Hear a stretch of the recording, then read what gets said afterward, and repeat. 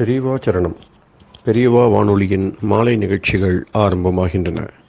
இன்றைய எமது நிகழ்ச்சிகள் நித்திய குரு பாதுகா பூஜா, ஸ்ரீ ரா கணபதி அவர்கள் எழுதிய புத்தகத்தின் ஒளிவடிவம், ஆன்மீக உரை, மகா பெரியவா மகிமை, உபன்யாசம். பெரியவா சரணம். பெரியவா சரணம். அடுத்த நிகழ்ச்சி நித்திய குரு பாதுகா பூஜை. शुक्लाम्भरधरं विष्णुं शशिवर्णं चतुर्भुजं प्रसन्नवदनं ध्यायेत् सर्वविघ्नोपशान्तये। ममोपात्त समस्त दुरितक्षयद्वार श्री परमेश्वर प्रीत्यर्थं गुरुप्रसाद सिद्ध्यर्थं गुरुप्रीत्यर्थं गुरुपादपूजाम् अद्य करिष्ये। गुरुर्ब्रह्मा गुरुर्विष्णुर्गुरुर्देवो महेश्वरः गुरुः साक्षात् परब्रह्म तस्मै श्रीगुरवे नमः। अपारकरुणा सिन्धुं ज्ञानदं शान्तरूपिणं श्रीचन्द्रशेखरगुरुं प्रणमामि मुदान्वहम्। सदाशिवसमारम्भां शङ्कराचार्यमध्यमाम् अस्मदाचार्यपर्यन्तां वन्दे गुरुपरम्पराम्. எல்லோரும் குருவ பெரிவாள தியானம் பண்ணிண்டு அர்ச்சனை பண்ணுவோம். அஷ்டோத்திரம். பெரியவா அஷ்டோத்திரம் பல அஷ்டோத்திரங்கள் இருக்கு. அதுல எளிமையா சுலபமா எது இருக்கோ அதை நான் இப்ப சொல்றேன். எல்லோரும் இதை கேட்டுண்டே திருப்பி சொல்ல முடிஞ்சுபா சொல்லி சொல்லி பெரிவாளுக்கு பாதத்துல ஒவ்வொரு புஷ்பத்தை அர்ச்சனை பண்ணலாம். ओम श्री कांची कामकोटि पीठाधीश्वराय नमः। श्रीमत् चंद्रशेखरेन्द्र सरस्वती गुरुभ्यो नमः। संन्यासाश्रम शिखराय नमः। काषाय दंडधारिणे नमः। सर्वपीठापहारिणे नमः। स्वामिनाथ गुरवे नमः। करुणासागराय नमः। जगदाकर्षण शक्तिमते नमः। सर्वचराचर हृदयस्थाय नमः। ओम भक्त परिपालक श्रेष्ठाय नमः। धर्म परिपालकाय नमः। श्री जयेन्द्र सरस्वत्याचार्याय नमः। श्री विजयेन्द्र सरस्वती पूजिताय नमः। शिवशक्ति स्वरूपाय नमः। भक्ताभीष्ट प्रदायकाय नमः। ब्रह्मण्य पोषकाय नमः। ब्रह्म विष्णु शिवैक्य स्वरूपाय नमः। कांची क्षेत्रवासाय नमः। कैलाश शिखरवासाय नमः। स्वधर्म परिपोषकाय नमः। चातुर्वर्ण संरक्षकाय नमः। लोकरक्षण संकल्पाय नमः। ओम ब्रह्मनिष्ठापराय नमः। सर्वपापहराय नमः। धर्मरक्षक संतुष्टाय नमः। भक्तार्पितधन स्वीकर्त्रे नमः। सर्वोपनिषत् सारज्ञाय नमः। सर्वशास्त्रगम्याय नमः। सर्वलोक पितामहाय नमः। भक्ताभीष्ट प्रदायकाय नमः। ब्रह्मण्य पोषकाय नमः। नानाविध पुष्पार्चितपदाय नमः। रुद्राक्ष क्रीडधारिणे नमः। भस्मोद्दोलित विग्रहाय नमः। सर्वज्ञाय नमः। सर्वचराचर व्यापकाय नमः। अनेक शिष्य परिपालकाय नमः। मनश्चाञ्चल्य निवर्तकाय नमः। अभयहस्ताय नमः। भयापहाय नमः। यज्ञपुरुषाय नमः। यज्ञानुष्ठान रुचिप्रदाय नमः। यज्ञसम्पन्नाय नमः। यज्ञसहायकाय नमः। यज्ञफलदाय नमः। यज्ञप्रियाय नमः। उपमानरहिताय नमः। स्फटिक तुलसी रुद्राक्ष हारधारिणे नमः। चातुर्वर्ण समदृष्टये नमः। ऋग्यजुस्साम अथर्वणादि चतुर्वेद संरक्षकाय नमः। தட்சிணாமூர்த்தி ஸ்வரூபாய நமஹ. ஜாக்ரத் ஸ்வப்ன சுஷுப்தி அவஸ்தாதீதாய நமஹ. கோட்டி சூரிய துல்லிய தேஜோமே ஷரீராய நமஹ. சாது சங்க சம்ரக்ஷகாய நமஹ. அஸ்வகஜ கோபூஜா நிர்வர்த்தகாய நமஹ. குருபாதுக பூஜா துரந்தராய நமஹ. கனகாபிஷிக்தாய நமஹ. ஸ்வர்ண பில்வதள பூஜிதாய நமஹ. சர்வஜீவ மோக்ஷதாய நமஹ. மூக வாக்தான நிபுணாய நமஹ. நேத்ர தீக்ஷாதானாய நமஹ. द्वादशलिंग स्थापकाय नमः. गान रसप्रियाय नमः. ब्रह्मज्ञानोपदेशकाय नमः. सकलकलासिद्धिताय नमः. चातुर्वण्यपूजिताय नमः. अनेकभाषा संभाषण कोविताय नमः. अष्टसिद्धिप्रदायकाय नमः. ओम श्री शारदामठ सुस्थिताय नमः. नित्यान्नदान सुप्रीताय नमः. प्रार्थना मात्र सुलभाय नमः. पादयात्रा प्रियाय नमः. नानाविध मतपंडिताय नमः. श्रुति स्मृति पुराणज्ञाय नमः. देव यक्ष किन्नर किंपुरुष पूज्याय नमः. श्रवणानंदकर कीर्तये नमः. दर्शनानंदाय नमः. अद्वैतानंद भरिताय नमः. अव्याच करुणामूर्तये नमः. शैव वैष्णवादि मान्याय नमः. श्री शंकराचार्याय नमः. दंड कमंडलूहस्ताय नमः. वीणा मृदंग सकलवाद्य नाथस्वरूपाय नमः. रामकथा रसिकाय नमः. वेद वेदांग आगमादि सकलकला सतस्प्रवर्तकाय नमः.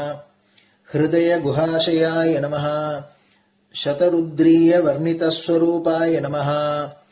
केदारेश्वरनाथाय नमः. अविद्यानाशकाय नमः. निष्काम कर्मोपदेशकाय नमः. लघुभक्ति मार्गोपदेशकाय नमः. लिंगस्वरूपाय नमः. सालग्राम सूक्ष्मस्वरूपाय नमः.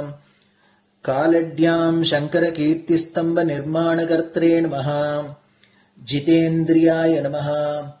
शरणागत वत्सलाय नमः. श्रीशैल शिखरवासाय नमः. डमरुकनाद विनोदाय नमः. वृषभारूढ़ाय नमः. दुर्मद नाशकाय नमः. आभिचारिक दोषहर्त्रे नमः. मिताहाराय नमः. मृत्युविमोचक शक्त्याय नमः. श्री चक्रार्चन तत्पराय नमः. दासानुग्रह कारकाय नमः. अनुराधा नक्षत्र जाताय नमः. सर्वलोक ख्यातशीलाय नमः. वेंकटेश्वर चरण पद्म षट्पदाय नमः. श्री महात्रिपुर सुंदरी समेत श्री चंद्रमौलीश्वर पूजा प्रियाय नमः. श्रीमच्चंद्रशेखरेन्द्र सरस्वती सद्गुरु परब्रह्मणे नमः. गुरुभ्यो नमः. परमगुरुभ्यो नमः. परमेष्टिगुरुभ्यो नमः. परात्परगुरुभ्यो नमः. गुरुपरम्पराभ्यां नमः. गुरुपादुकाभ्यां नमो नमः. அடுத்தது ஊதுபத்தி இருந்தா அதை காமிச்சு தூபம், நெய் தீபம் இருந்தா காமிச்சு அதை நெய் தீபம் தீபம் காமிச்சுட்டு நைவேத்தியம் நைவேத்தியம் வெத்தலைப்பாக்கு பழம் இதுலேருந்து ஆரம்பிச்சு அவளுக்கு எது சௌரியமோ அதுபடி நைவேத்தியம் பண்ணலாம். அதுக்கு அடுத்தது கற்பூர ஹாரத்தி பண்ணி எல்லோரும் பிரதட்சிண நமஸ்காரம் பண்ணி பெரியவாள்கிட்ட பிரார்த்தனை பண்ணிண்டு எல்லோரும் க்ஷேமமா இருக்கணும், லோகம் பரம மங்களமா சௌக்கியமா இருக்கணும், எல்லோரும் வியாதி வெக்க இல்லாத ஆயுராரோக்கிய ஐஸ்வர்யத்தோட சாந்தம் அமைதியோட ஞான வைராக்கியத்தோட எல்லோரும் நல்லவர்களாயிருந்து நன்மையை அடையணும்னு பிரார்த்தனை பண்ணி இந்த பூஜையை தினம் செய்யலாம். குரு பிரம்மா குரு விஷ்ணுர் குரு தேவோ மகேஸ்வரः குருः சாட்சாத் பரபிரம்ம தஸ்மை ஸ்ரீ குரவே நமः. அபார கருணா சிந்தும் ஞானதம் சாந்தரூபிணம் ஸ்ரீசந்திரசேகர குரும் பிரணமாமி முதான்வகம். சதாசிவசமாரம்பாம் சங்கராச்சார்ய மத்யமாம் அஸ்மதாச்சார்ய பர்யந்தாம் வந்தே குரு பரம்பராம். குரு பாத பூஜை நிறைவடைஞ்சது. பெரியவா சரணம். பெரியவா சரணம். பெரியவா வானொலியில் நேயர்கள் அடுத்து கேட்க இருப்பது ஸ்ரீ ரா கணபதி அவர்கள் எழுதிய புத்தகத்தின் ஒளி வடிவம். அளிப்பவர் ஸ்ரீமதி உமா சங்கர் அவர்கள். தேனினும் இனிய சொல்லான் தீச்சுடர் மேனி கொண்டான் ஊனுயிர்க்குயிரதான ஒன்றினைக் கலந்து நின்றான். ஏனினிக் கவலை நெஞ்சே இன்றுனக் அருள் செய்தான். இஞ்ஞானவான் காமகோட்டி நாதனை நம்புவோமே. ஜெய ஜெய சங்கர, ஹரஹர சங்கர. மகாபெரியவாளின் உபன்யாசங்களை ரா கணபதி அண்ணா தெய்வத்தின் குரல் என்ற பெயரில் 7 பாகங்களாக தொகுத்து அளித்ததின் 6ஆம் பாகத்தின் அடுத்த பகுதி சௌந்தர்ய லகரி. சிவனை காமன் வென்றதை சொல்லாதது. காமனுக்கு சக்தியும் பதவியும் தந்தவள் காமேஸ்வரி ஆகிய லலிதாம்பாளே ஆகையால் நம்முடைய ஸ்தோத்திரம் அவளை குறித்ததே என்று இந்த ஸ்லோகம் ஓரளவுக்கு நன்றாகவே தெரியப்படுத்தி விடுகிறது. இருந்தாலும் முழுக்க உடைத்துச் சொல்லவில்லை. பொதுப்படையாக காமன் ஜகத்தை ஜெயிக்கிறான், ஜெகதிதம் அனங்கோ விஜயத்தே என்று சொல்லி இருக்கிறதே தவிர ஈஸ்வரனை ஜெயித்ததாக இல்லை. அந்த பெரிய வெற்றியையும் அவனுக்கு ஏற்படுத்தி தந்ததுதான் காமேஸ்வரியின் முக்கியமான லீலை. அதை சொல்லவில்லை. காம தகனம் நடந்த சமயத்தில், அதாவது அவன் ஈஸ்வரனிடம் தோற்று மட்டுமில்லாமல் உயிரையே இழந்து பஸ்மமான சமயத்தில் அம்பாளுக்கு ஏற்பட்டிருந்த பார்வதி அவதாரத்தை தான் ஹிமகிரி சுதே என்கிற பெயர் காட்டுகிறது. பிற்பாடு சுவாமி அவளிடம் பிரேமை கொண்டு கல்யாணம் பண்ணி கொண்டார் என்றாலும் கூட அதை காமனின் காரியமாக அவனுடைய வெற்றியாக சொல்வதில்லை.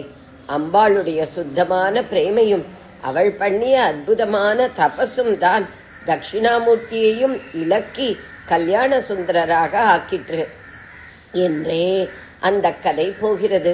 ஸ்காந்தத்தில் சொல்லி காளிதாசனும் குமார சம்பவத்தில் அடாப்ட் பண்ணி இருக்கிற விருத்தாந்தம் இதுதான்.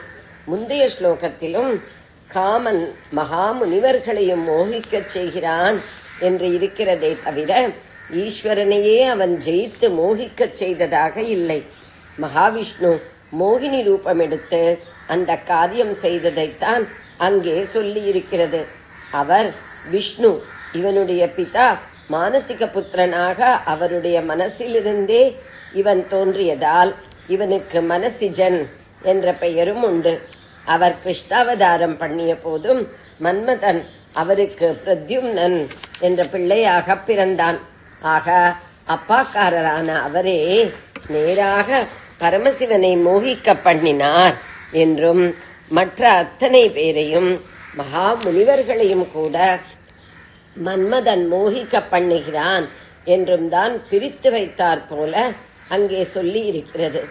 சௌந்தர்ய லகரி என்றே உள்ள உத்தர பாகத்தில்தான் மன்மதனே சுவாமியை ஜெயித்ததை சொல்லி இருக்கிறது. அம்பாளின் குண்டலங்கள் 2, அவை அவளுடைய கண்ணாடி மாதிரியான கன்னத்தில் காட்டும் பிரதிபிம்ப குண்டலங்கள் 2 என்பதாக இந்த 4யுமே 4 சக்கரமாக கொண்ட அவளுடைய முகம் என்ற ரதத்தில் ஏறிக்கொண்டு மன்மதன் ஈஸ்வரனிடம் சண்டைக்கு போகிறான் என்று ஒரு ஸ்லோகத்தில் 59 வருகிறது. அம்பாள் ஈஸ்வரனை பார்க்கும் பிரேம வீக்ஷணம் ஈஸ்வரனின் மேல் மன்மதன் செய்யும் பானப்பிரயோகமே என்று ஒரு ஸ்லோகத்தில் சற்று யோசித்து 2 ஸ்லோகங்களில் 52, 58 வருகிறது.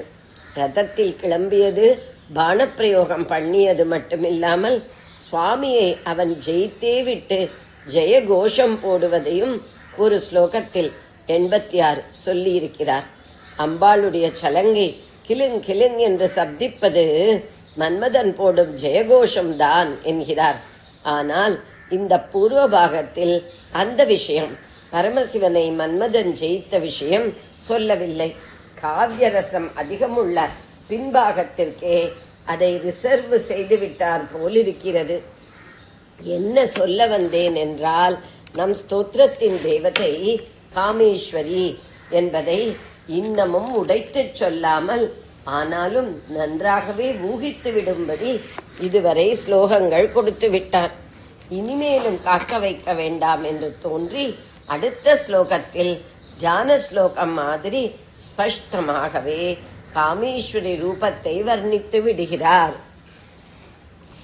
சிவசக்திகளாக இன்றி சிவசக்தி ஒன்றாகவே.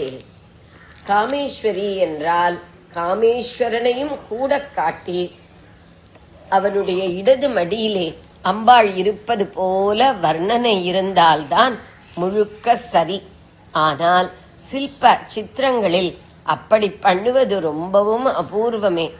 ஸ்தூலமாக அந்த மாதிரி பண்ணி கண்ணால் பார்த்தால் அம்பாளுக்கு முழு முக்கியத்துவம் இல்லாமல் பாதி சுவாமிக்கு போய்விட்டார் போல தோன்றுவது காரணமாயிருக்கலாம்.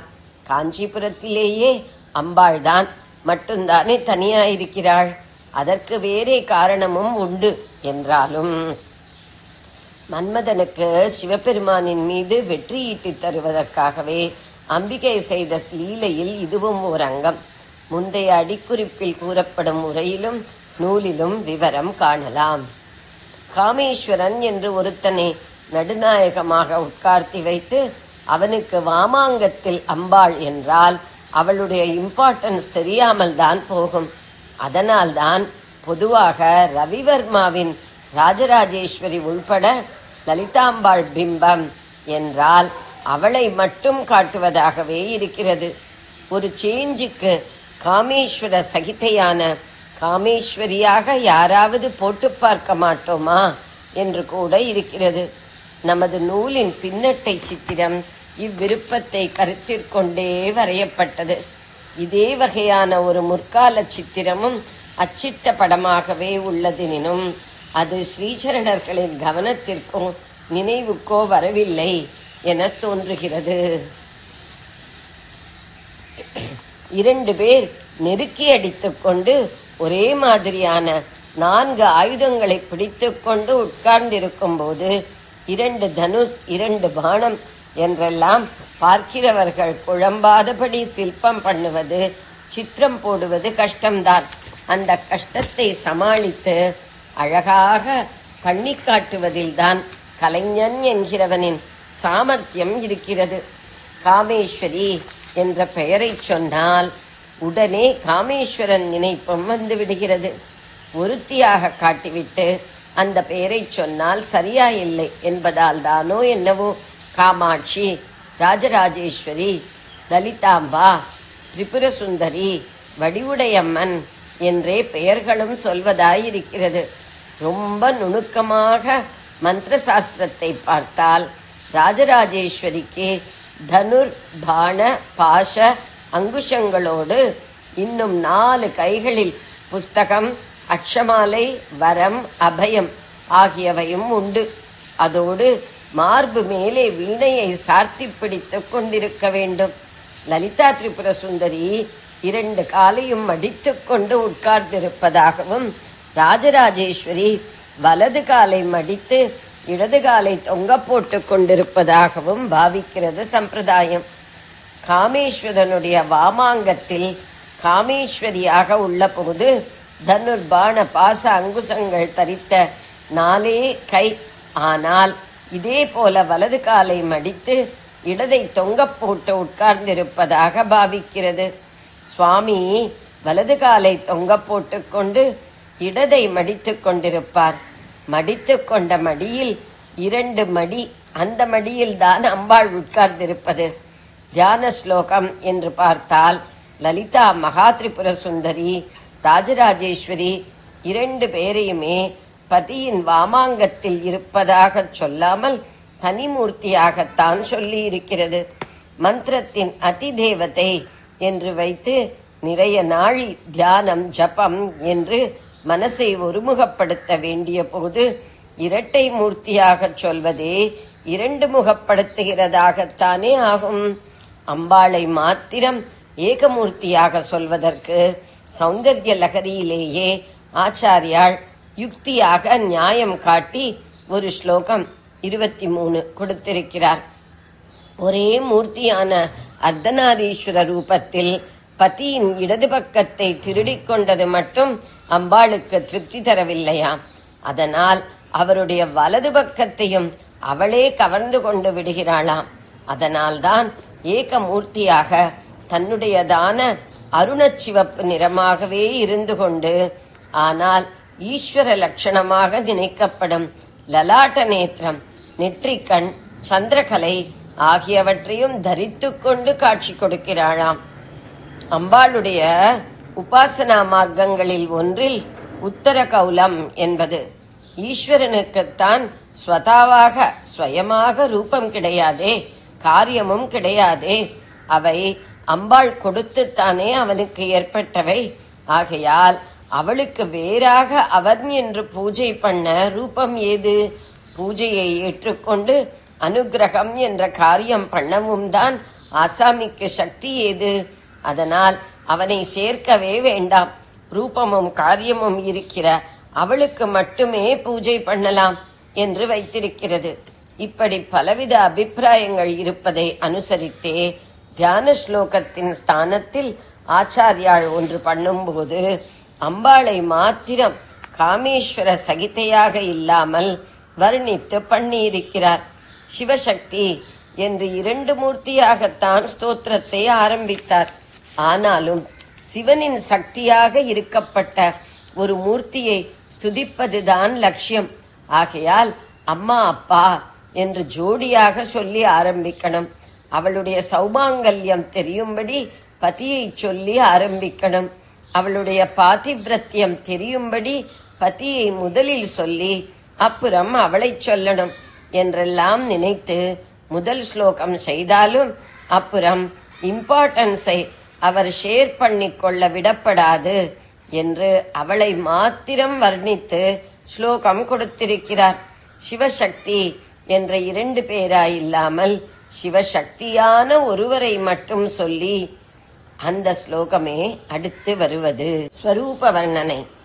குவணத் காஞ்சி தாமா கரிகலப கும்பஸ்தனதா பரீட்சீணா மத்தியே பரிணத சரச்சந்திரவதனா தனுர்பாணான் பாஷாம் ஸ்ருணிமபி தத்தானா கரதலைஹி புரஸ்தா தாஸ்தாம் நஹ புரமதிது ராகோ புருஷிகா. ஜெய ஜெய சங்கர, ஹர ஹர சங்கர. பெரியவா சரணம். இந்நிகழ்ச்சியின் அடுத்த பகுதி நாளை மாலை இதே நேரத்தில் ஒளிபரப்பாகும். பெரியவா சரணம். பெரியவா சரணம். பெரியவா வானொலியில் நேயர்கள் அடுத்து கேட்க இருப்பது திரு கவிக்கண்ணன் அவர்களின் ஆன்மீக உரை. பெரியவா சரணம். ராம் ராம். ஸ்ரீ குருப்யோ நம. ஜெய ஜெய சங்கர, ஹர ஹர சங்கர. பெரியவா வானொலி நேயர்கள் அனைவருக்கும், மகா பெரியவாவுடைய பக்தர்கள் அனைவருக்கும் அடியேன் கவிக்கண்ணனின் அன்பு கலந்த நல்வாழ்த்துக்கள். ராம் ராம். ஜெய ஜெய சங்கர, ஹர ஹர சங்கர. ஸ்ரீ குருப்யோ நம. குருர் பிரம்மா குருர் விஷ்ணு குருர் தேவோ மகேஸ்வர குரு சாட்சாத் பரபிரம்ம தஸ்மை ஸ்ரீ குரவே நம. சங்கரம் சங்கராச்சாரியம் சத்குரும் சந்திரசேகரம் அஸ்மத் ஆச்சாரியவரியம் ச வந்தேகம் பவதாரகம். குருவானவர் பிரம்மாவாகவும் விஷ்ணுவாகவும் ருத்ரனாகவும் பரபிரம்மமாகவும் எல்லாமாகவும் இருக்கிறார்னு இந்த ஸ்லோகத்தில் நம்ம பார்க்குறோம். அதில் நம்ம என்ன பண்ணுறோன்னா, நமக்கு சதாசிவ சமாரம்பம் நம்ம ஸ்லோகம் கேட்டிருக்கோம். அதே நம்ம சங்கரம் சங்கராச்சாரியம் சத்குரும் சந்திரசேகரம்னு சொன்னோம். அதாவது ஆதிசங்கர பகவத் பாதாளும் அதுக்கு முன்னாடி சதாசிவனான அந்த சங்கரன் தட்சிணாமூர்த்தி சுரூபமாக இருந்து 4 உபதேசம் செய்தவர். பின் அவர் ஆதிசங்கர பகவத் பாதாளாக அவதாரம் செய்தது. அதற்கு பிறகு நம்முடைய பாக்ய வசத்தினால கண்கண்ட தெய்வமாக காஞ்சியில் காமக்கோட்டி பீட்டாதிபதியாக இருந்த சந்திரசேகரேந்திர சரஸ்வதி சுவாமிகள், அத்தோட இன்று நமக்கு ஆச்சாரியாக இருக்கக்கூடிய எல்லாரையும், இவர்கள் எல்லோரும் நம்முடைய இந்த சம்சார கடலை தாண்டுவதற்கு வழிவகுத்து கொடுக்கிறார்கள், நம்மளை அழைத்து செல்கிறார்கள், நமக்கு உதவி செய்கிறார்கள். அத்தனை பேரையும் வணங்கி நம்ம இந்த குருவருளும் திருவருளும் இந்த தொடரை நம்ம தொடர்ந்து பார்த்துன்னு வந்துட்டுருக்கோம். பட் சாதாரண மனசுக்குள்ளே நமக்கு என்ன தோணுன்னா, குரு அப்படின்னு சொன்னால் இப்படி தான் இருக்கணும் அப்படிங்கிற மாதிரி நமக்கு ஒரு மனசுக்குள்ளே ஒரு அது அந்த கான்செப்ட் எப்படி வந்ததுன்னு தெரியல, அந்த கன்செப்ஷன் எப்படி வந்ததுன்னு புரியலை. இப்படி தான் இருக்கணும் குருன்னா. ஒருவேளை நம்ம புராண காலத்திலேருந்து பார்த்துட்டு இருக்கிற குருமார்களை பற்றியான வர்ணனைகள் இருக்கலாம், இல்லை நம்ம இதிகாச புராணங்கள்லாம் கேட்கும்போது அதில் வர குருமார்கள் எப்படி இருந்தார்கள்ன்றது பார்க்கலாம். ஆனால் குரு அப்படிங்கிறவர் இப்படி தான் இருக்கணுங்கிறது இல்லை, ஒரு தாடி வச்சுண்டு மகரிஷி மாதிரி இருக்கணும்னும், இல்லை ஒரு ஆதிசங்கர் மாதிரி முண்டனமாக பண்ணிட்டு அப்படி இருக்கணும்னு கூட அவசியம் இல்லை. அவள் அந்த உலகத்துக்கு தேவையில்லாத, உலகம் பழிக்கக்கூடிய அத்தனை தீயவைகளையும் ஒழித்தவர்களாக, எல்லாவற்றையும் கடந்தவர்களாக இருந்து கொண்டு தானும் மேல் நோக்கி சென்று மற்றவர்களையும் தன்னுடன் சேர்ந்து அழைத்து செல்பவர்கள் அவெல்லாம் குருமார் தான்.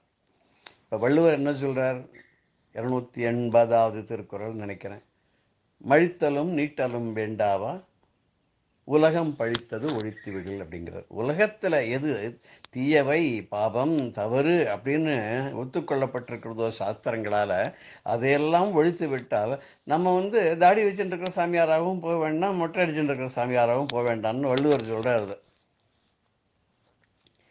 இப்படி நம்ம சொல்லியிருக்கிறதெல்லாம் பார்க்கறச்ச குருமார்கள் இப்படி தான் இருக்கணும்னு நம்மளால் சொல்ல முடியாது. யாருக்கு வேணாலும் எப்படி வேணாலும் குருவாக இருப்பா.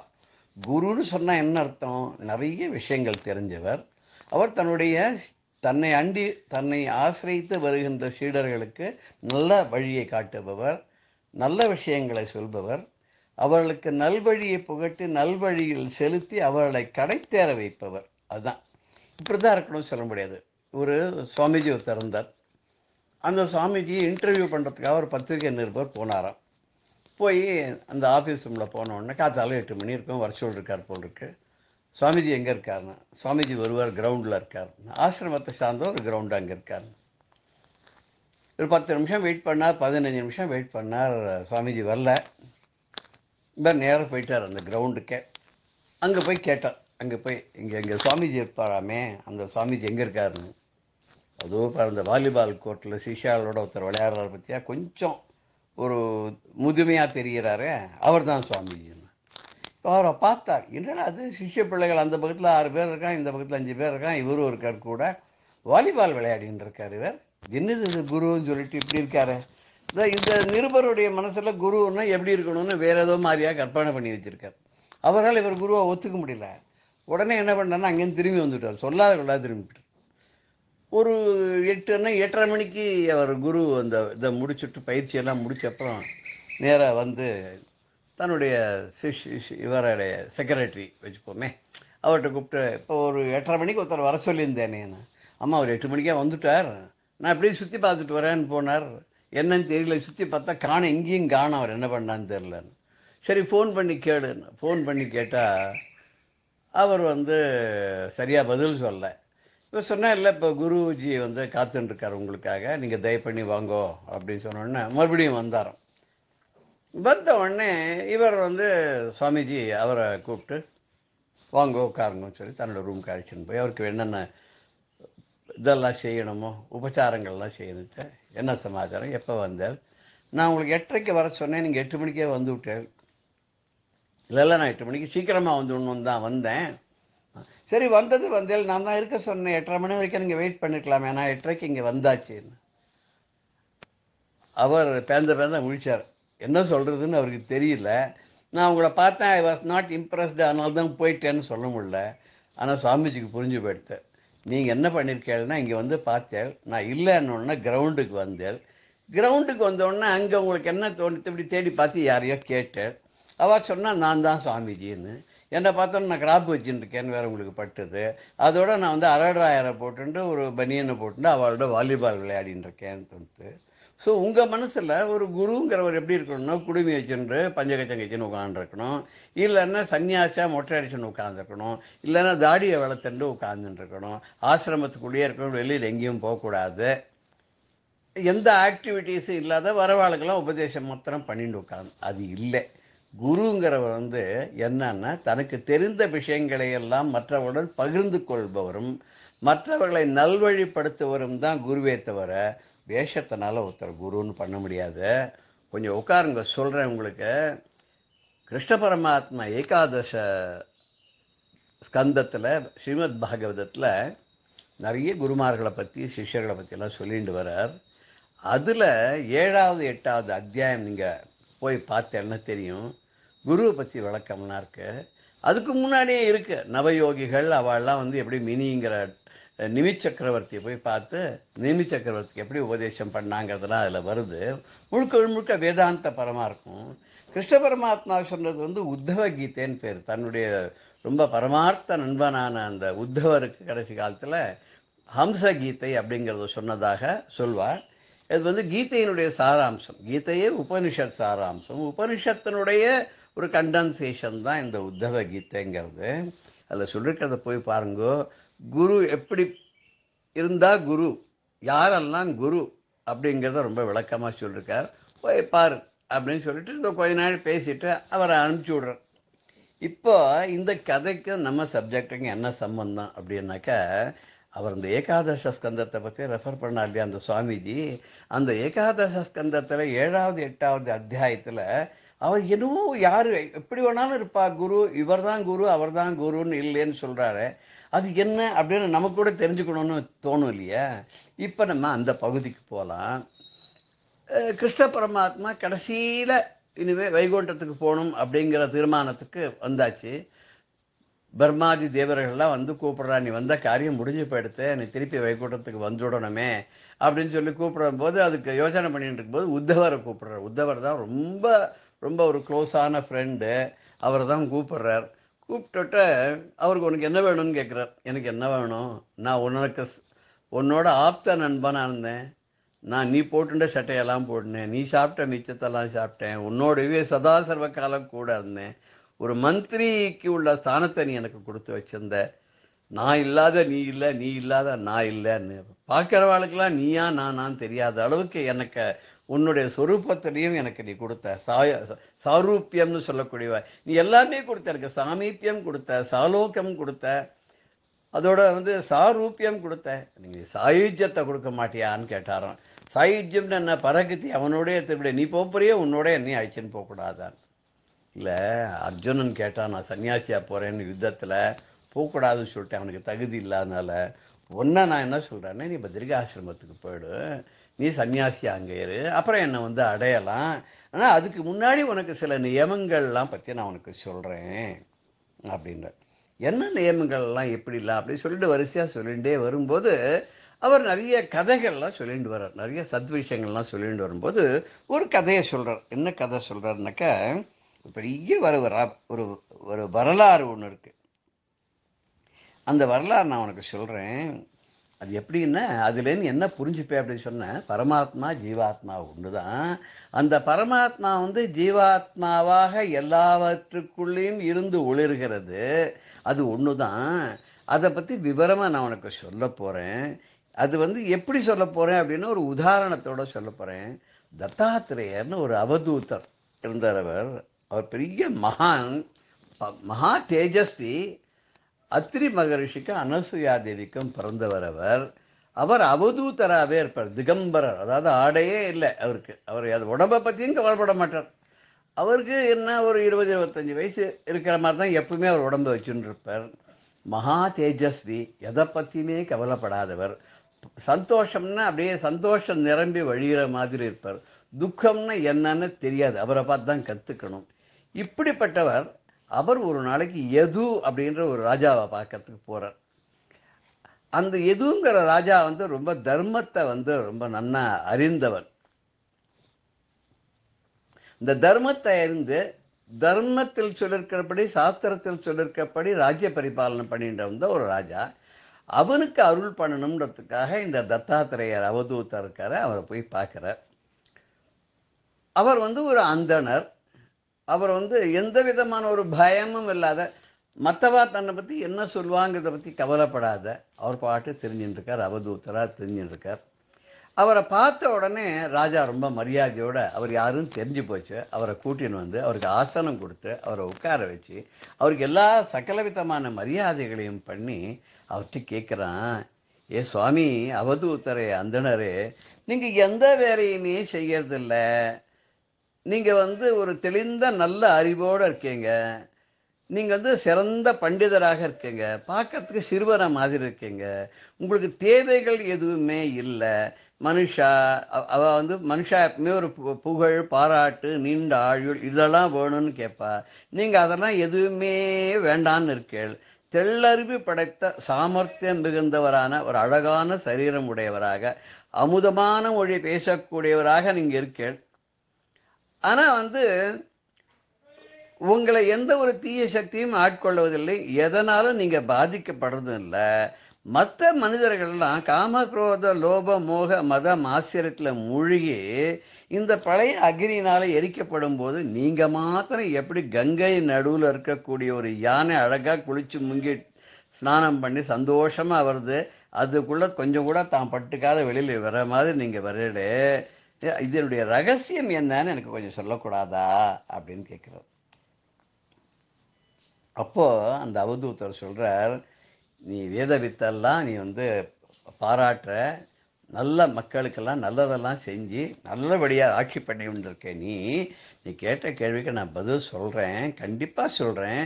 நீ என்னையும் கௌரவித்து எனக்கு இவ்வளோ பணிவிடைகள் செஞ்சு என்னை இத்தனை ஒரு அன்போடு கேட்குற இல்லையா, நான் எப்பொழுதும் சந்தோஷமாக இருக்கிறதுனுடைய காரணம் என்ன அப்படிங்கிறத நான் உனக்கு விவரமாக சொல்கிறேன் கேளு அப்படிங்கிறார். அவர் என்ன விவரம் சொன்னார் அதை நம்ம அடுத்த பகுதியில் விரிவாக நம்ம பார்க்கலாம். அது வரைக்கும் ஜெய ஜெயசங்கர ஹரஹர சங்கர ஸ்ரீ குருப்யோ நம. ராம் ராம். பெரியவா சரணம். இந்நிகழ்ச்சியின் அடுத்த பகுதி நாளை மாலை இதே நேரத்தில் ஒளிபரப்பாகும். பெரியவா சரணம். பெரியவா சரணம். அடுத்த நிகழ்ச்சி மகா பெரியவா மகிமை உபன்யாசம். வழங்குபவர் பிரம்மஸ்ரீ கணேச சர்மா அவர்கள். அம்மநாயக்கனூர் அப்படிங்கிற இடத்துல நவராத்திரி உற்சவம் முடிஞ்சது. அங்கேருந்து கிளம்பின பெரியவா திண்டுக்கல், அதுக்கப்புறம் பழனி வந்தா. அறுபடை வீடுல ஒரு க்ஷேத்திரம், சுவாமி சந்நியாச கோலத்தில் இருக்கிறது முருகன், பழனி ஆண்டியா. உயர்ந்த க்ஷேத்திரம் திருஆவினன்குடி அப்படின்னு திருப்புகழில் அருணகிரிநாதர் பாடுறார். அந்த பழனியில் முருகனை தரிசனம் பண்ணிண்டா. தாராபுரம், கொளிஞ்சிவாடி, சின்ன தாராபுரம், கரூர், திருச்சி, கள்ளக்குறிச்சி வழியால திருக்கோயிலூர் வந்தா. திருக்கோயிலூர் பெரிய க்ஷேத்திரம், வைஷ்ணவாளுக்கு ரொம்ப முக்கியமான க்ஷேத்திரம். 4000 திவ்ய பிரபந்தம் உருவான க்ஷேத்திரம், தேகலீஸ்வரர் அப்படின்னு சுவாமி.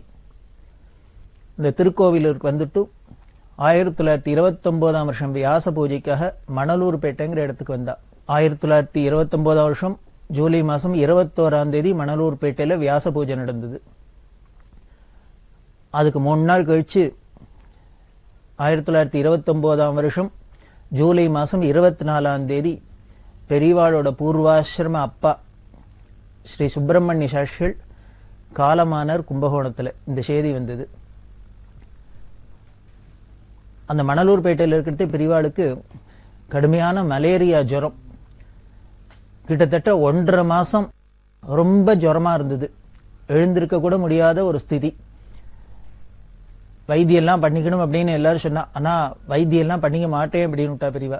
வெறும் துளசி தீர்த்தம் இதை மட்டும் சாப்பிட்டுண்டு ரொம்ப சரீர உபாதையில சிரமப்பட்டா. அப்படி சரீர உபாதை இருந்தாலும் சிரமப்பட்டா கூட எல்லாரும் நம்ம நினைச்சு பாருங்க, ஒரு மலேரியா ஜுரம் அப்படின்னா அதுவும் 1.5 மாதம் நீடிச்சுது அப்படின்னா, ஒரு ஆகாரம்லாம் இல்லாத வெறுமனை நாமளா இருந்தால் சாதாரணமாக படுத்திருந்தாலே சிரமமாக இருக்கும். ஆனால் பெரியவாளுக்கு எவ்வளவு ஒரு பொறுப்பு இருந்தது.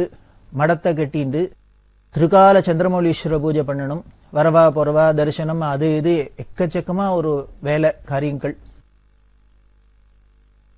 அந்த கடுமையான ஜுரத்திலையும் எதையும் குறைச்சிக்காத 3 காலமும் ஸ்நானம் பண்ணி பூஜை பண்ணினா அப்படின்னா அந்த சரீரத்தை எப்படி அவ பாவிச்சிருந்தா, அந்த சரீர பிரஜை இல்லாத இருந்தா அப்படிங்கிறது தெரியுது.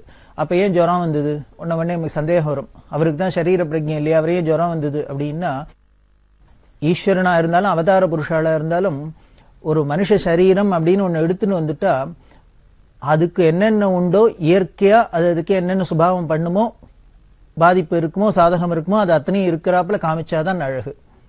ஒரு நல்ல நடிகர் அப்படின்னா என்ன வேஷம் போட்டுக்கிறாரோ அந்த கேரக்டராவே அவர் மாறிடணும்.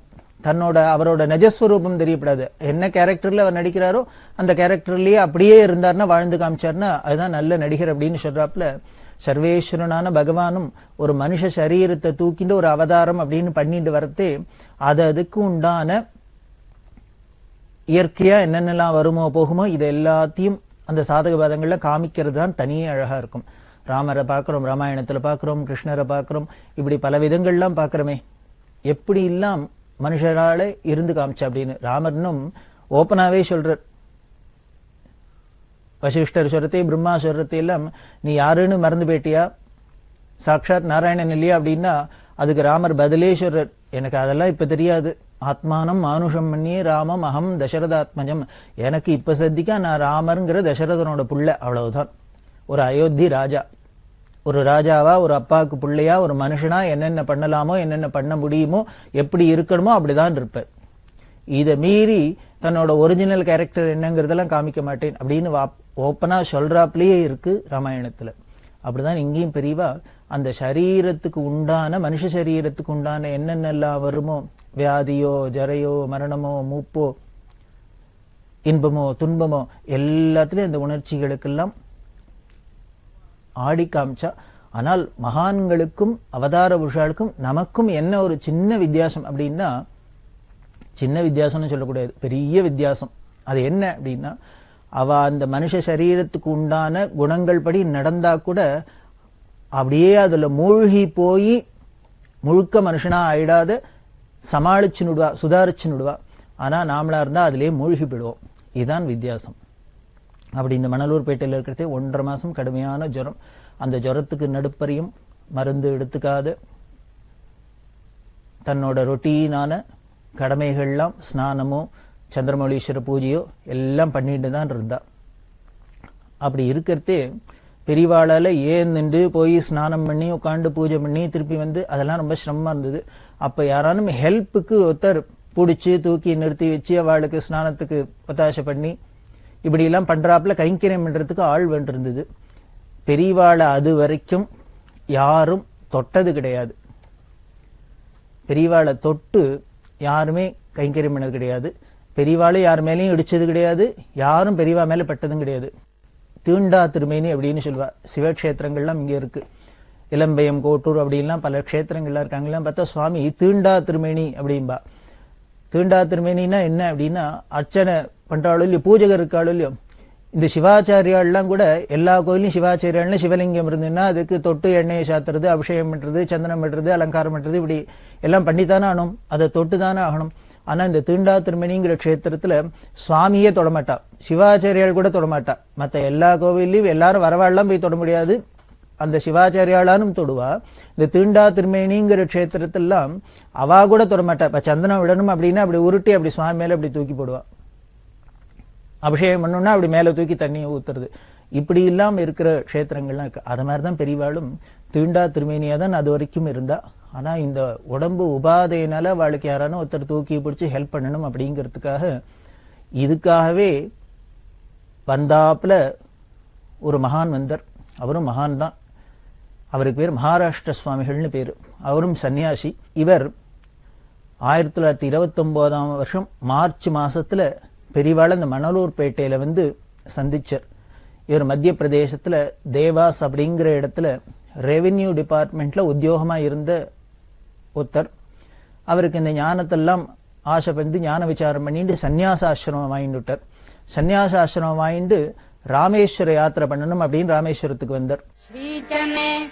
இந்த வடக்க இருக்கிறவாளுக்கெல்லாம், நார்த் இந்தியன்ஸ்க்கெல்லாம் ராமேஸ்வர யாத்திரை ரொம்ப முக்கியம். வடக்க இருக்கிறவாளுக்கெல்லாம் ராமேஸ்வரம் வருது ரொம்ப முக்கியம். இங்க தெற்க இருக்கிறவாளுக்கெல்லாம் காசிக்கு போறது ரொம்ப முக்கியம். அது மாதிரி இவர் ராமேஸ்வர யாத்திரை வந்தார். அப்படி ராமேஸ்வரத்துக்கு போயிட்டு இவர் வர வழியில இவரோட தண்டம் காணா போயிடுத்து. ரயில்ல வந்த இடத்துல தண்டம் காணா போயிடுத்து. ஒரு சன்னியாசாசிரமத்துக்கு தண்டம் இல்லாத காஷாயம், தண்டம், கமண்டலம் இதெல்லாம் லட்சணமா சொல்லியிருக்கிறதுனால இந்த தண்டம் காணா போனோன்னு தன்னோட ஆசிரமமே நஷ்டமாயிட்டாப்புல அவருக்கு ரொம்ப வருத்தப்பட்டார். சரி, வேற தண்டம் எங்கேயானு எடுத்துக்க வேண்டியதானே அப்படின்னா அதுவும் முடியாது. அது கிரமமா யார்ட்டையானு இன்னொருத்தட்ட போய் ஸ்வீகரிச்சுக்கணும் அப்படிங்கிற தாபத்துல அவர் யோஜனை பண்ணிட்டு வரத்தே பலர்கிட்ட விசாரிக்கிறதே. அவருக்கு வேற ஹிந்தி, மராட்டி இது 2 தான் பேச தெரியும், வேற ஒன்றும் லாங்குவேஜ் தெரியாது. அப்படி கேட்கறதே பெரியவாளோட பெருமை தெரிஞ்சுது அவருக்கு. யாரோ சொன்னா அது மாதிரி காஞ்சி மகான் ஒருத்தர் இருக்கார், அவரை வேணா போய் பாருங்கோ, அவர் உங்களுக்கு என்னன்னு சொல்லுவார் அப்படின்னு. அதனால இந்த மணலூர்பேட்டையில பெரியவாளை பார்த்து என்னோட தண்டம் காணா போயிடுத்து, தண்டம் கொடுக்கணும் அப்படின்னு. உடனே பெரியவா விதிவத்தா அவருக்கு எப்படி சொல்லணுமோ அதுக்குண்டான பரிகாரத்தை சொல்லி தண்டத்தை கொடுத்தா. இந்த தண்டத்தை பெரியவாள்கிட்ட வாங்கிண்டத்திலேருந்து பெரியவா தான் தனக்கு குரு அப்படின்னு வரிச்சுட்டு பெரியவாளோடயே இருக்க ஆரம்பிச்சுட்டு அதுக்கப்புறம் 25 வருஷம் பெரியவாளோடயே இருந்தார். கடைசியில காஞ்சிபுரத்துல அவர் சித்தியான 25 வருஷம் பெரியவாளோடயே இருந்தார். ரொம்ப கோபிஷ்டர், கோபம் வந்துரும், அப்படியே நெருப்பு மாதிரி இருப்பார், மகா தபஸ்வி. பெரியவாளை எப்படி உபாசிச்சிருந்தார் அப்படின்னா, இங்க அவர் தான் இந்த ஜுரமான சமயத்துல மலேரியா ஜுரம் இருக்கிறது பெரியவாளை தூக்கி எடுத்து அவளை கத்திச்சு அவளுக்கு எல்லா ஹெல்ப்பும் பண்ணினது இந்த மராட்டி சுவாமிகள் தான். அவர் தினம் என்ன பண்ணுவாருன்னா காலத்தால ஏந்துட்டு ஸ்நானத்தை பண்ணிவிட்டு ஒரு சந்தனம், புஷ்பம், ஏதானும் பழம் எல்லாத்தையும் எடுத்துன்னு வருவார். பெரியவா எங்க இருக்காளோ அங்க பெரியவாளுக்கு பாதத்துல தீர்த்தத்தை விட்டு அபிஷேகம் பண்ணி சந்தனத்தை விட்டு புஷ்பத்தால அர்ச்சனை பண்ணி இந்த பழத்தை நைவேத்தியம் பண்ணி பெரியவாளை பிரதட்சண நமஸ்காரம் பண்ணிட்டு போவர். இந்த பூஜை மன்றத்தை தாரதாரதாரையா கண்ணுல இருந்து தண்ணியா கொட்டின்னு இருக்கும். இதெல்லாம் யாரும் வேற யாரும் சொல்லல, பெரியவாளே சொன்னது. பாரதிய வித்யாபவன்ல பவான்ஸ் ஜேர்னல்ல what life has taught me அப்படின்னு ஒரு ஆர்டிகிள்லாம் வந்தது. அதாவது பெரிய பெரிய மகான்கள்லாம் வாழ்க்கை தங்களுக்கு என்ன பாடம் கற்றுக் கொடுத்தது அப்படிங்கிறத பத்தி சாதாரண மனுஷாலை விட பெரிய மகான்கள்னு இருக்கிறவாள்லாம் எப்படி வாழ்க்கையில பாடம் கத்துண்டா அப்படிங்கிறத உலகத்துக்கு தெரியணும் அப்படிங்கிறதுனால பவன்ஸ் ஜேர்னல்ல இதை பண்ணியிருந்தா. அதுல பெரியவாளும் எழுதினா. அந்த பெரியவா எழுதுறதை இந்த மராட்டி சுவாமிகளை பத்தி சொல்றா. அவர் 29ஆம் வருஷம் என்கிட்ட வந்தார். நான் அவருக்கு தண்டம் கொடுத்துட்டதுனால அவரோட ஆசிரமத்தை நான் காப்பாத்தினேன் அப்படிங்கிறதுனால என்கிட்ட குருவா வச்சுன்னு என்கிட்ட ரொம்ப பிரியமா இருந்தார். அவர் இப்படி தினம் ஒரு நாள் கூட தவறினதில்லை இந்த 25 வருஷத்துல எனக்கு பாத பூஜை பண்றது. அப்படி பாத பூஜை பண்றதே கண்ணால தாரதாரதாரையா தண்ணியை கொட்டின்னு தான் நிற்பவர். காதலாகி கசிந்து கண்ணீர் மல்கி ஓதுவார்த்தமே நன்னெறி குய்ப்பது ஞானசம்பந்தர் சொல்றாரு. பக்தி பண்ணணும்னா எப்படி பண்ணும் லட்சணம் சொல்லித்தர் ஞானசம்பந்தர். காதலாகி கசிந்து கண்ணீர் மல்கணும். கசிந்துனாலே உருகிறது, அப்படியே அன்பா இருக்கிறது. அன்பால உருகி போயிட்டான் சார் அப்படிங்கிறோம். அப்படியே அன்பால உருகினா அந்த மனசு உள்ள உருகி எடுத்துன்னா வழியில கண்லேந்து பொல பொலன்னு தாரையா கொட்ட ஆரம்பிச்சிடும். கண்ணீர் மல்கி ஓதுவாரதமை நன்னெறிக்குப்பது. அப்படி பக்தி பண்ணினோம்னா நம்மள நல்ல வழிக்கு கொண்டு போகும், நமக்கு அனுகிரகம் பண்ணும். அது மாதிரி பக்தி தான் இந்த மராட்டி சுவாமிகளும் பெரியவாள்கிட்ட பண்ணியிருந்தார். கொஞ்சம் நினைச்சு பாருங்க, எங்கேயோ மத்திய பிரதேசத்துல இருந்தவர் ராமேஸ்வரம் போறவர், போற வழியில இங்கேதான் பெரியவாளை பத்தி கேள்விப்பட்டிருக்கார். பார்த்தார். பார்த்தத்திலேருந்து தண்டம் வாங்கிண்டத்திலேருந்து அடுத்த நிமிஷம் பெரியவாள்கிட்ட இப்படி ஒரு பாவம் வந்துடுத்து, பக்தி வந்துடுத்து அப்படின்னா என்ன ஒரு பண்பட்ட ஹிருதயமா இருக்கணும், தபஸ்வியா இருக்கணும் அவர். அப்படி இருந்த இந்த மராட்டி சுவாமிகள் நித்தியம் பாத பூஜையெல்லாம் பண்ணியிருந்தார். அவர் தான் பெரியவாளுக்கு இப்போ கைங்கரியம் எல்லாம் பண்ணியிருந்தார். இன்னும் ரொம்ப ஆச்சரியமான விஷயமும் பெரியவா சொல்லியிருக்கார் அவரை பத்தி சொல்றதே. இதுக்கப்புறம் 1929 மணலூர்பேட்டையில் இப்படி இருந்தா இல்லையா, இந்த யாத்திரையில் அப்படி பெரியவா போறதே பல க்ஷேத்திரங்களுக்கு போறாளே. அதுல 1932 வருஷம் திருப்பதிக்கு போனா. திருப்பதியில போய் மலை மேல பாலாஜியை போய் தரிசனம் பண்ணிட்டு பெருமாளை தரிசனம் பண்ணிட்டு பெரியவா வரா. இவர் பெரியவாளோட வயசுல பெரியவர் இந்த மராட்டி சுவாமிகள். பெரியவா கிடுகிடுகிடுன்னு ஏறி போயிட்டா மேல, இவர் முதல்லதான் ஏறி போக முடிஞ்சது. பெரியவா கோவில்ல போய் தரிசனம் பண்ணிட்டு கோவில் வெளியில வந்தாச்சு. அப்பதான் இந்த மராட்டி சுவாமிகள் உள்ள போறார். கோவில் வாசல்ல பார்த்தோன்னு, அடடா சுவாமிகள் இப்பதான் வர்றாரா, நம்மளோட உள்ள தரிசனம் பண்ணலையா அப்படின்னு கேட்டுட்டு என்ன பண்ணா, அந்த அதிகாரிகள்லாம் கூப்பிட்டு, இவர் என்னோட வந்திருக்கார் சுவாமிகள், அதனால இவரை உள்ள அழிச்சுன்னு போய் பெருமாளை தரிசனம் பண்ணி அழிச்சுன்னு வாங்கோ, நான் இங்கே வெயிட் பண்ணுறேன் அப்படின்னு. உடனே அவள்லாம் அவரை கூப்பிட்டா, வாங்கோ பெரியவா உத்தரவாருது, உங்களை உள்ள அழிச்சுன்னு போய் தரிசனம் பண்ண சொல்றா, வாங்கோ போய் அழிச்சுன்னு போய் தரிசனம் பண்ணிக்கிறோம் அப்படின்னு. அவர் கேட்டார், எதுக்கு அப்படின்னார். எதுக்கா? திருப்பதியில் கோவில் வாசலில் போயிட்டு உள்ளே வாங்கோ தரிசனம் பண்ணுங்கன்னா எதுக்குன்னா அவளுக்கெல்லாம் ஆச்சரியம் வந்து, இல்லை உள்ளன்னா இருக்கிற பெருமாள், அதனால வந்து தரிசனம் பண்ணும் அப்படின்னு. அதுக்கு மராட்டி சுவாமிகள் சொன்னார், வந்து பாலாஜியா உள்ளையா இருக்கு, இதோன்னா இருக்கு அப்படின்னு. பெரியவா இத்தாப்புல நின்றுருக்கா, அங்கே என்ன இருக்கு உள்ள, இதோன்னா பெரியவா இருக்கா, இது என்ன பாலாஜி, அதனால அப்போ ஏன் இங்கே வந்தேள் அப்படின்னா, பெரியவா ஏதோ மலை மேலே ஏறினா நானும் வந்தேன், பெரியவா கோவிலுக்கு போனால் நானும் போகிறேன், பெரியவா கீழே இறங்கினா இறங்குவேன், அவ்வளோதான். பெரியவா எங்கே போகிறாளோ எங்கே இருக்காளோ அங்கே தான் போவேனே வழிய அவளை பார்த்துட்டே இருக்கணும், அவள் பின்னாலே இருக்கணும், அவள் நிழலில் இருக்கணும், இதுதான் லட்சியமே வழிய எனக்கு இதை தவிர வேற ஒன்றும் தெரியல. பெருமாளா இனிமே விஷ்ணுவா அம்பாளா எதை பற்றி எனக்கு தெரியாது, பெரியவா தான் சர்வமும், அவள் வந்தா அதனால் வந்தேன், அதனால் நான் உள்ளெல்லாம் வரமாட்டேன், என்னை மன்னிச்சுங்கோ அப்படின்னர். பெரியவா சொன்னதுக்காக என்ன பண்ணார், பெரியவா வாக்கு தட்டப்படாதோ இல்லையோ, அதனால பெரியவாள்கிட்ட பிரார்த்தனை பண்ணிட்டார், இதான் பாலாஜி, பிரத்யட்சமா பாலாஜியை பார்த்துட்டு இருக்கேன் அப்படின்ட்டு பெரியவாளுக்கு நமஸ்காரம் பண்ணார், கீழே இறங்கிட்டார். எப்பேற்பட்ட மகான் தபஸ்வின்னு முன்னாலே சொன்னோம். அப்பேற்பட்டவர் திருப்பதி கோவில் வாசல்ல போய் உள்ளுக்குள்ள போய் தரிசனம் பண்ணாத வந்த ஒரே ஆளா இருக்கும்னா யாரா இருக்கும் உலகத்துலன்னா இந்த மராட்டி சுவாமிகளா தான் இருக்கும். அப்படின்னா பெரியவாளை எப்படி அவர் புரிஞ்சுன்னு இருக்கார் அப்படிங்கிறது நமக்கெல்லாம் புரியணும், அவ்வளவுதான். இந்த மணலூர்பேட்டை சாதுர்மாசியம் முடிஞ்சோன்னு பெரியவா விழுப்புரத்துக்கு வந்தா. விழுப்புரத்தில் பெரியவாளோட அவதார ஸ்தலம், அங்கதான் பெரியவா அவதாரம் என்ன அப்படின்னு பார்த்தோம். அந்த ஊர்லயே பிறந்து வளர்ந்து இருந்த ஒருத்தர் இன்னைக்கு சுவாமிகளா வர்றார் அப்படின்னா அந்த ஊர் ஜனங்களுக்கெல்லாம் எவ்வளவு பெருமையா இருக்கும். எல்லாருக்குமே பெரியவா பெரியவா நம்ம பெரியவா அப்படின்னு பெருமைன்னா கூட இவர் எங்கூர் பெரியவா, எங்கூர்ல பிறந்தார் எங்கூர்ல வளர்ந்தார் அப்படின்னா அது ஒரு தனி சுவாதீனம், ஒரு பாந்தவியம், அன்போல்யோ. அது மாதிரி இந்த விழுப்புரமே கோலாகலமா பெரியவாளை வரவேற்றுது. அந்த விழுப்புரத்துக்கு அப்புறம் திண்டிவனம், திண்டிவனத்திலையும் பெரியவா இருந்திருக்கான்னு சொன்னோம். பெரியவா இந்த காமகோடி பீடத்துக்கு வரத்துக்கு முன்னால திண்டிவனத்திலேயும் தான் கலவைக்கு வந்து சன்னியாசாசனம் வேண்டாம். அப்படி திண்டிவனத்தெல்லாம் யாத்திரை பண்ணிட்டு தண்டலம்ங்கிற இடம், தண்டலத்துக்கு வந்தா. பக்தியில ஒவ்வொருத்தரோட பக்தியை பார்க்கிறோம். பிரகலாதன் சொல்றாரு நவவித பக்தி அப்படின்னு எல்லாம் சொல்றார். அப்படி பக்தி பலவிதமா இருந்தா கூட அது அவளோட குணாதிசயங்களுக்கு ஏத்தாப்புல அந்த பக்தியும் இருக்கு. ஆனாலும் எல்லாமே அழகா இருக்கு, எந்த விதமான பக்தி பண்ணினாலும் அழகா தானே இருக்கு. அப்படி இந்த தண்டலத்துல ஒரு பக்தர், இவர் ஆடு மாடு மேய்ச்சின்னு இருக்கிற இடையர். அந்த ஊருக்கு பெரியவா பேருக்கா, எல்லாரும் ஊர் ஜனங்கள்லாம் பார்க்கறாப்புல இவரும் பார்த்தார். இவர் பார்த்தவர் பெரியவாளை என்னன்னு தெரியல, ஒரு ஆகர்ஷணம், ஈர்ப்பு. இதெல்லாம் என்னன்னு சொல்றது, காரணம் என்ன சொல்றது, ஜென்ம ஜென்மாந்திர தொடர்பு இருந்தா தான் அப்படி முடியுமே வழிய. பெரியவாளோட தம்பி சிவன் சார்னு பெரிய மகான், பெரியவாளே இவர் மகான் அப்படின்னு சொல்லியிருக்கா. அந்த சிவன் சார் ஞான நிஷ்டராகவே இருந்திருந்தார். அவர்கிட்ட ஒருத்தர் வந்த லக்ஷ்மி நாராயணன், அவருக்கு முன்னால தெரியாது, அவரோட ஃப்ரெண்டு மூலியமா இன்ட்ரடக்ஷன் மூலியமா வந்தார். வந்தவர் சிவன் சார்ட்டே ரொம்ப ஈடுபட்டு அங்கேயே இருந்தார்.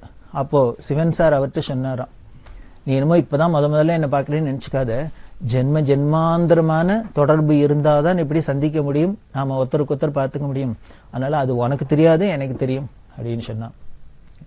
இப்படி ஒரு சார் சொன்னார்னா, சிவன் சார் சொன்னார்னா அதே மாதிரி தானே எல்லாருக்குமே. இவர் இப்போ இடையரா இருந்தா கூட, ஆடு மாடு மேய்ச்சிருந்தா கூட பெரியவாளை பார்த்தோன்னு ஏதோ எத்தனையோ சாமான பார்க்குறோம் உலகத்துல, எத்தனையோ பேரை பார்க்குறோம், எத்தனையோ பேரோட பழகிறோம். ஆனா எல்லாமே மனசுல அப்படியே இடம் பிடிச்சிருது, நின்றுடுறது. சிலதான் நம்மள அறியாத ஒரு ஈர்ப்பு ஏற்படுறது, மனசை விட்டு அகல மாட்டேங்கிறது. அது மாதிரிதான் எல்லாருக்குமே பெரியவாளை ஒரு தரம் பார்த்தவாளுக்கு அதுக்கப்புறம் மறக்க முடியாது. இருந்தாலும் இவருக்கு ரொம்ப ஆச்சரியமா இருந்தது, ஈடுபட்டார். இந்த ஈடுபட்டு என்ன பண்ணினார் அப்படின்னார், ஒரு ஆடு மாடு மேய்க்கிறவர் என்ன பெரிய கோடீஸ்வரா இருக்க போறாரா, பெரிய மிராஸ்தாரா இருக்க போறாரா, அவருக்குன்னு ஏதோ துளி நிலம் இருந்திருக்கு. அந்த நிலத்தை வித்தர், அந்த பணத்தெல்லாம் கொண்டு வந்து பெரியவாள்கிட்ட அர்ப்பணம் பண்ணினார். ஏன் இவர் இப்படி பண்ணணும் அப்படின்னா, அவர் வந்து பார்க்கறதே ஒருத்தர் தட்டு தட்டா பழத்தை எடுத்துன்னு வரா, அதை கொன்றா இதை கொன்றா என்ன இல்லாம கொன்றா. இவர் நினைச்சுட்டார், ஓ இந்த சுவாமிகளை பார்க்கணும்னா பெரியவாள்கிட்ட போனா இது மாதிரிலாம் எடுத்துன்னு போகணும் போல இருக்கு அப்படின்னு. ஆனா இவர்கிட்ட ஒண்ணும் இல்லையே அப்படிங்கிற தாபம். ஆனாலும் என்னமோ கொடுக்கணும்னு ஆசையா இருக்கு, என்ன பண்றதுன்னு தெரியல. தங்கிட்ட இருந்தது ஒரே சோர்ஸ் தான். அதனால அந்த நிலத்தை வித்தர் அந்த பணத்தை கொண்டு பெரியவாள்கிட்ட அர்ப்பணம் பண்ணார். பெரியவா ஆன மட்டும் சொன்னா வாங்கிக்க மாட்டேன், நீ அப்படி பண்ணப்படாது பண்ணப்படாது பண்ணப்படாதுன்னு. அவர் கேட்கவே இல்லை. நான் இது பெரியவாளுக்குன்னு அர்ப்பணம் பண்ணிட்டேன், ஈஸ்வரா அர்ப்பணம் பண்ணியாச்சு, இனிமே இது திருப்பி நான் எடுத்துக்க மாட்டேன், யூஸ் பண்ண மாட்டேன். அதனால பெரியவா பாதத்துல தான் சமர்ப்பணம் பண்ணுவேன் அப்படின்னு சொன்னா, என்ன ஒரு இடையரா இருந்தா என்ன பெரிய வேதம் படிச்சிருப்பா, சாஸ்திரம் படிச்சிருப்பா, புராண இதிகாசம் படிச்சிருப்பா, இல்ல ஜபதபம் பண்ணியிருப்பா, என்ன சாதனை பண்ணியிருப்பார். பெரியவாளை பார்த்தோன்னு இப்படி ஒரு மனோபாவம் வருது, பக்தி வருது அப்படின்னா இது நிஜமாவே ஜென்மாந்தர சுகிருதம் இல்லாத வேற எதுன்னு காரணம் சொல்ல முடியும். அவர் அப்படி தன்னோட அத்தனை உடமையும்னா அர்ப்பணம் பண்றார். சுவாமி சொல்றாரு, என்னோடது இல்லைன்னு. நம்ம சுவாமிக்கு நமஸ்காரம் பண்றதே என்ன எதுக்கு? வைஷ்ணவத்துல பார்த்தேன்னா தண்டம் சமர்ப்பிக்கிறது அப்படிம்பா. தண்டம்னா நம்ம ஒரு கோலை வச்சோம், கொம்பு, அதை தானே சொல்றோம் தண்டம் தண்டம். அந்த தண்டத்தை இப்படி ஒரு கம்பை பிடிச்சுன்னு இருக்கும், அதை கையை விட்டோம்னா தடார்னு கீழே விழுந்துரும். அதை போல நாமளும் ஈஸ்வரன்ட்ட எப்படின்னா அப்படி விழணும். அப்படின்னா நான்கிறது இல்லை அப்படிங்கிற அந்த பாவம் பேடுத்து இன்னுமே நீந்தான் அப்படிங்கிற பாவத்துல தான் விழுதுதான் தண்டம். அப்படி விழுந்துட்டோம் அப்படின்னா அதுக்கு பேர் தான் சரணாகதி. அப்ப எப்படி விழ முடியும்னர்? நம்மளோடதே தான் அங்கங்கே பிடிச்சிக்கிறதுக்கு இருக்குன்னு தான் நமக்கு ஒரு சந்தேகம் இருந்தால்தான், ஏதோ ஒரு பற்று இருந்தாதான் அதுல போய் ஒட்டின்னு இருக்குமே வழிய, ஒண்ணுமே இல்லைன்னு தெரிஞ்சு விட்டுனா தடார்னு விழுந்துடுறாப்புல, கையை விட்டுட்டா கீழே விழுந்துடுறாப்புல. நம்மளோடதுன்னு எதுவும் இல்லை, எல்லாம் ஈஸ்வரனது அப்படின்னு பண்றதுதான். தண்டம் சமர்ப்பிக்கிறதுன்னா நமஸ்காரம் பண்ணினா மட்டும் போறாது, இப்படி தன்னோட உடல் பொருள் ஆவி அப்படிங்கிறாளே அத்தனையும் அர்ப்பணம் பண்றாப்புல இந்த இடையர் பண்ணினர். இந்த தண்டலத்துல பெரியவாள்கிட்ட பெரியவா ரொம்ப உருகி சந்தோஷப்பட்டா. அவரோட திருடமான பக்திய மெச்சி அவருக்கு அனுகிரகம் பண்ணி அந்த ஊரை விட்டு கிளம்புறதே என்ன பண்ணினான்னா, அந்த ஊர் தாசில்தாரை கூப்பிட்டு இவருக்கு ஏதான ஒரு வழி பண்ணணும் அப்படின்னு சொல்லி அரசாங்கத்தோட புறம்போக்கு நிலத்திலேருந்து ஒரு 4 காணி அவருக்கு நிலம் கொடுக்க முடியுமா பெரியவா ஏற்பாடு பண்ணினா. இதுல ரெண்டுமே அழகா இருக்கு. அவர் தன்னோடதுக்கு தனக்குன்னு இன்னுமே எதுவும் இல்லை, எல்லாம் ஈஸ்வரா ஏ குருநாதா உனக்குத்தான் அப்படின்னு தன்னோடது அத்தனையும் பெரியவாளுக்கு அர்ப்பணம் பண்ணின அந்த இடையரோட பக்தியை சொல்றதா. அப்படி எல்லாத்தையும் வாங்கிட்டு சரி வந்த வரைக்கும் லாபம் அப்படின்னு பாட்டுன்னு சுருட்டி இவர் பாட்டுக்கு அடுத்த ஊருக்கு போயிட்டார்னா அப்புறம் நாளையிலேருந்து அவர் குடுத்தனம் பண்ணியானுமே, காலக்ஷேபம் பண்ணியானுமே. அவருக்கு ஒரு வழி பண்ணிவிட்டு திருப்பி 4 காணி நிலத்தை திருப்பி அனுகிரகம் பண்ணிட்டு போறா அப்படின்னா, அதாவது சின்னதை கொடுத்து பெருசை எடுக்கிறது அப்படின்லாம் சொல்வாள், அது மாதிரி போல இருக்கு. அழகாவே இருக்கு. இவரோட அன்பை வெளிப்படுத்தினா எல்லாத்தையும் பெரியவாளுக்கு அர்ப்பணம் பண்ணி, பெரியவா தன்னோட அன்பை வெளிப்படுத்தினா அவருக்கு திருப்பி அனுகிரகம் பண்ணி. கிருஷ்ணரும் குச்சேலட்டு அப்படித்தானே பாக்குறோம் குச்சேலோபாக்கியானத்துல. அவளை கொடுத்துட்டு ஐஸ்வர்யத்தை வாங்கிட்டார் அப்படின்னா எல்லாருமே உடனே அவளை கொடுத்தா ஐஸ்வர்யம் வாங்கிட முடியுமான்னு முடியாது. அந்த பாவம் தானே முக்கியம், அந்த பக்தி தானே முக்கியம், அந்த ஸ்திதி பக்குவம் அதுதானே முக்கியம். அது மாதிரிதான் இங்கேயும் பண்ணா. இப்படி 63 நாயன்மார்ல பாக்குறவை எத்தனை பேர் இருக்கா, எத்தனை ஜாதியில வர்ணத்தை சேர்ந்தவாழ்லாம், எப்படி எல்லாம் ஈஸ்வரன்ட்ட உருகி இருக்கா. ஏற்பகை நாயனார் அப்படின்னு ஒருத்தர், அவர் ஈஸ்வரனுக்கு எப்படி அர்ப்பணம் பண்ணார். அவரோட அந்த குணத்தை, உதார குணத்தை ஈஸ்வரன்னு கேட்டுட்டா, சிவனடியான்னு கேட்டுட்டா, பக்தான்னு கேட்டுட்டா எதுவா இருந்தாலும் கொடுக்கறதுக்கு தயங்க மாட்டார். அப்படி ஒரு யோஜனை இல்லாத கொடுக்கறது. அவரோட அந்த சிறப்பு தெரியணுங்கிறதுக்காகவே ஈஸ்வரன் பண்ண சிவனடியார் வேஷத்துல வந்து அவர்கிட்ட கேட்ட என்ன கேட்டார், உன்னோட மனைவியை கொடுன்னு கேட்டார். யாரானு கேட்கறவாதான் அப்படி கேட்பாளா, இல்ல அவரானும் கொடுப்பறான்னு கொடுத்தேன்னு கொடுத்துட்டார். உடனே ரிஷபாருடன காட்சி எடுத்து இப்படி கூட இருப்பாளா அப்படின்னு, இயற்கைக்கு மாறா இருக்கே. எல்லாரும் யார் வேணா எதை வேணா கொடுப்போம், மனைவியை அடுத்த வாழை கொடுப்போமா கொடுக்க மாட்டோம். ஆனா அதையும் மீறி சிவனடியார்னு கொடுத்தி அப்படின்ட்டு, அதனால அவருக்கு பேரு இயற்பகை அப்படின்னு பேரு. எல்லாருக்கும் இருக்க நேச்சருக்கு ஆப்போசிட்டா இருக்கார். எல்லாரும் வேணும் வேணும்னு தான் வாங்கிப்போம். இவர் அப்படி கொடுத்தார், எல்லாத்தையும் தியாகம் பண்ணார். அது மாதிரி நியாயன்மார்கள்லாம் பார்க்கிறமே, அவள்லாம் இருந்திருப்பா. இந்த சரித்திரம்னா சத்தியம்ங்கிறதுக்கும் இது மாதிரி இந்த தண்டலத்துல ஒரு இந்த இடையர்னால தெரிஞ்சுது. இப்படிதான் பெரியவாளோட யாத்திரை தொடர்ந்து வருது. பெரியவாச்சரணம். இந்த நிகழ்ச்சியின் அடுத்த பகுதி எதிர்வரும் திங்கட்கிழமை அன்று இதே நேரத்தில் ஒளிபரப்பாகும். பெரியவாச்சரணம். பெரியவாச்சரணம். அடுத்த நிகழ்ச்சி திருவாசக இன்னிசை. வழங்குபவர் ஸ்ரீ சத்குருநாத தேசிகர் அவர்கள். பெரியவாச்சரணம். திருச்சிற்றம்பலம். புணர்ச்சி 10.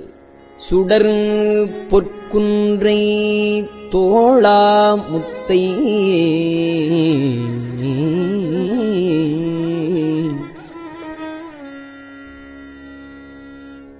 வாழா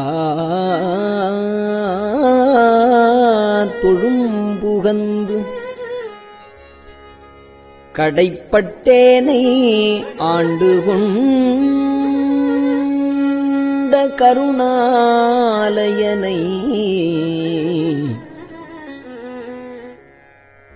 கருமால் பிரமன் தடைப்பட்டின்னும்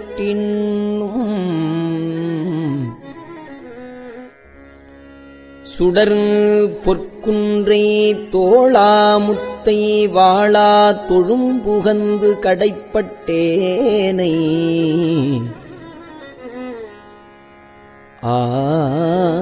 ஆண்டு கொண்ட கருணாலயனை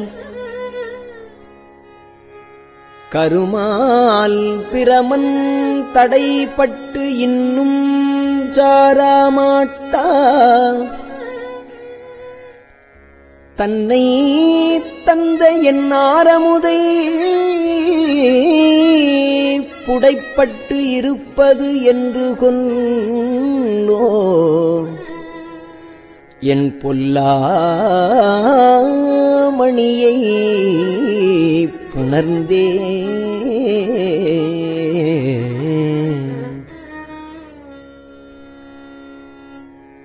ஆற்றகில்லேன் அடியேன் அரசே அவனிதலத்து ஐம்புலனாய சேற்றில் அழுந்தா சிந்தை செய்து சிவன் எம்பெருமான் என்று ஏத்தி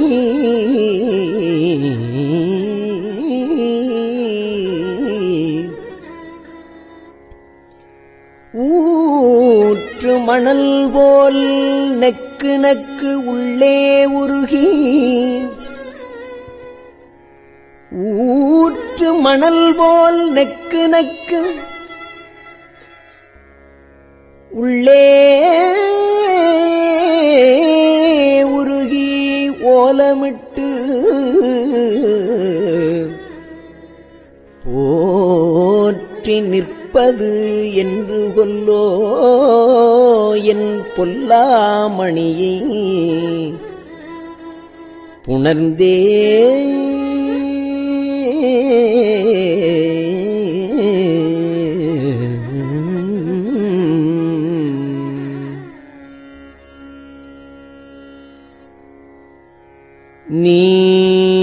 நீண்டமாலும்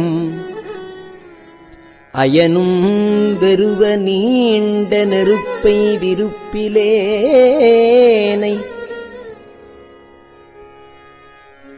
ஆண்டு கொண்ட என் ஆரமுதே அள்ளூரும்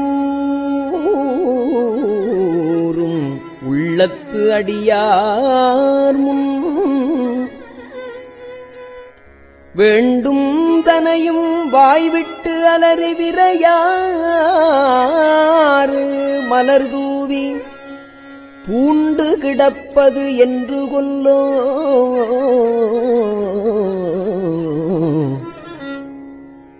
மலர் தூவி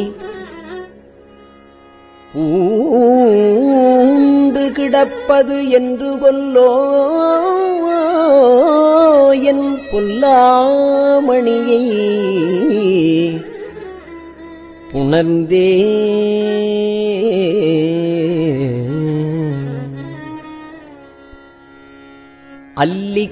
அல்லிக்கமலத்து அயனும் மாலும் அல்லிக்கமலத்து அயனும் மாலும் அல்லாதவரும் அமரர்கோனும் அல்லிக்கமலத்து அயனும் மாலும் அல்லாதவரும் அமரர் கோனும் அல்லிக் கமலத்து அயனும் மாலும் அல்லாதவரும் அமரர் கோனும் சொல்லிப் பரவும் நாமத்தானை சொல்லும் பொருளும் இறந்த சுடரை நெல்லிக்கனியை தேனை பாலை நிறையின் அமுதை அமுதின் சுவையை நெல்லிக்கனியை தேனை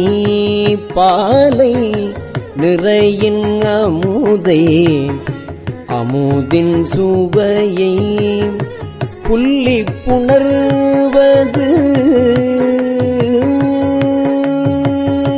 புள்ளி புணர்வது என்று கொல்லோ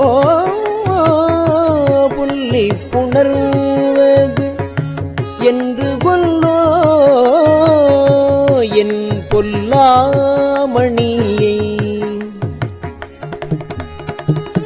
புள்ளி புணர்வது என்று கொண்டோ என் பொல்லாமணியை புணர்ந்தே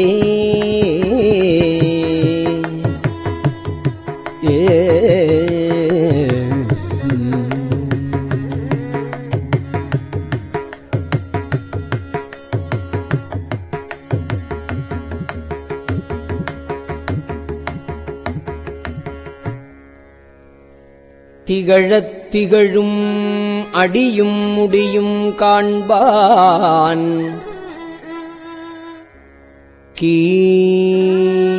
கீழ்மேல் அயனும் மாலும் அகழப் பறந்தும் காணமாட்டா அம்மான் இம்மாநில முழுதும் நிகழ பணிகொண்டு என்னை ஆட்கொண்டு ஆவா என்ற நீர்மையெல்லாம் புகழப் பெறுவது என்று கொல்லோ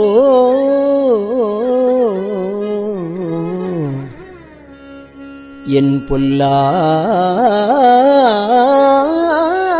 பொல்லாமணியை புகழப் பெறுவது என்று கொல்லோ என் பொல்லாமணியை புணர்ந்தே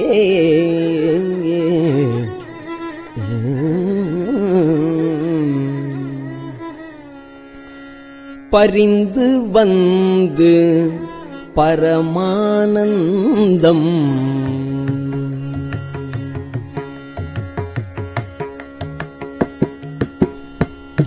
பரிந்து வந்து பரமானந்தம் பண்டே அடியேற்கு அருள் செய்ய பரிந்து வந்து பரமானந்தம் பண்டே அடியேற்கு அருள் செய்ய பிரிந்து போந்து பெருமாநிலத்தில் அருமாலுற்றேன் என்று என்று சொரிந்த கண்ணீர் சொரிய உள்நீர் உரோமம் சிலிர்ப்ப உகந்து அன்பாய் புரிந்து நிற்பது என்று கொல்லோ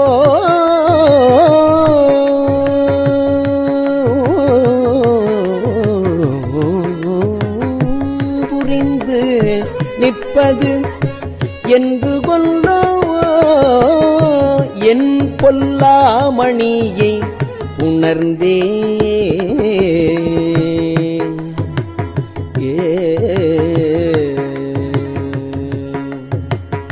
நினைய பிறருக்கு அரிய நெருப்பை நீரை காலை நிலனை விசும்பை தனை ஒப்பாரை இல்லா தனியை நோக்கி தழைத்து தழுத்த கண்டம் கனைய கண்ணீர் அருவி பாய கையும் கூப்பி கடிமலரால் புனையப் பெறுவது என்று ஒல்லோ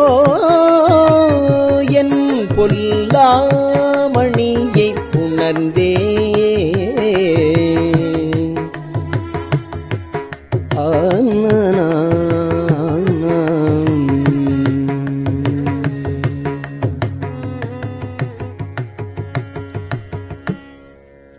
நெக்கு நெக்கு உள் உருகி உருகி நின்றும் இருந்தும் கிடந்தும் எழுந்தும்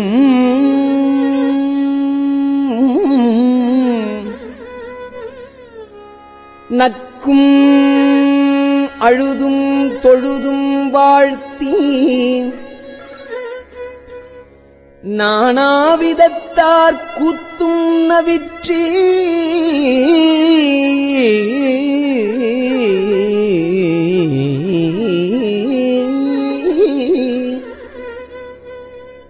செக்கர் போலும் திருமேனி திகழ நோக்கி சிலிர் சிலிர்த்து புக்கு நிற்பது என்று கொல்லோ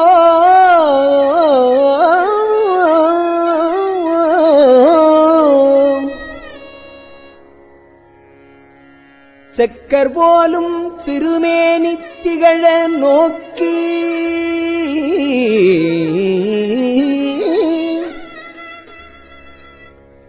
சிலிர் சிலிர்த்து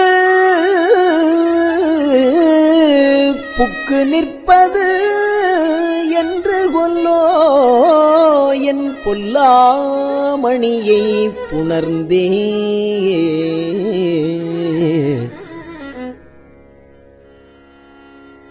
தாதாய் மூவேழுலகுக்கும் தாயே நாயேன் தனையாண்ட பேதாய் பிறவிப் பிணிக்கோர் மருந்தே பெருந்தேன் பில்க எப்போதும் மேதாமணியே என்று என்று ஏத்தி இரவும் பகலும்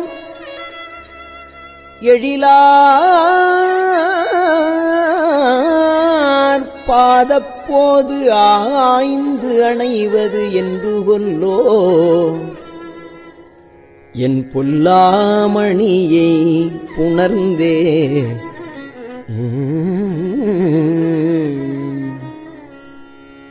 காப்பாய் படைப்பாய் கரப்பாய் முழுதும் காப்பாய் படைப்பாய் கரப்பாய் முழுதும் கண்ணார் விசும்பின் விண்ணோர்க்கெல்லாம்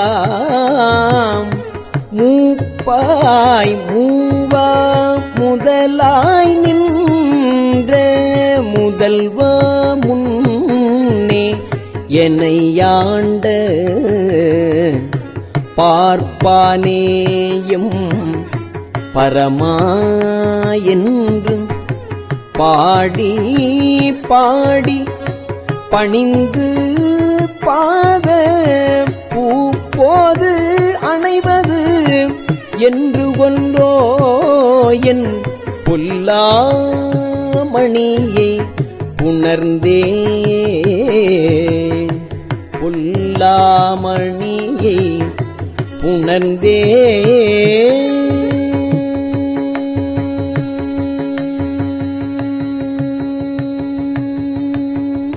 திருச்சிற்றம்பலம்.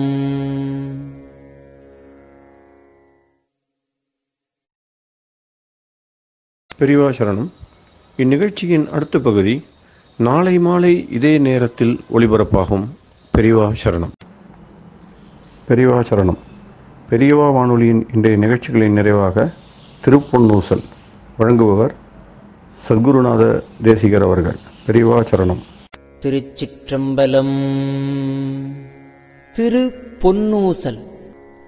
முன்னீரும் ஆதியும் இல்லான் முனிவர் குழாம்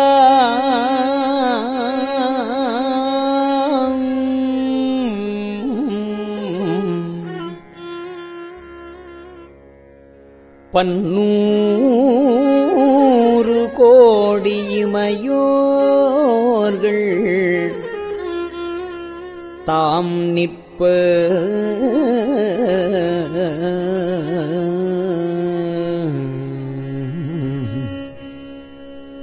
தண்ணீர் எனக் கருளி தன் கருணை வெள்ளத்து மன்னூர மன்னுமணி உத்தர கோசமங்கை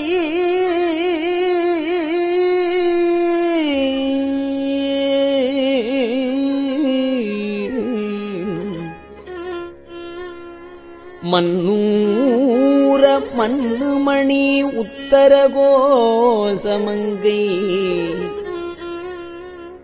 மின்னேறு மாடவியன் மாளிகை பாடி மாளிகை பாடி பொன்னேறு பூமுலையீர் பொன்னூசலாடாமோ